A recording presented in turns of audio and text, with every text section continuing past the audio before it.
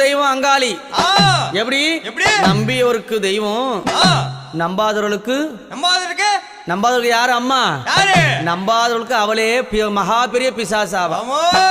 அப்பேர் கொண்ட சக்தி எங்க அம்மா எப்படி வரானா, எம்மா பழுத்த சட மார்பில் ஆட பச்சை போனோம் எழுந்தாட பத்தினியால் ஆடி,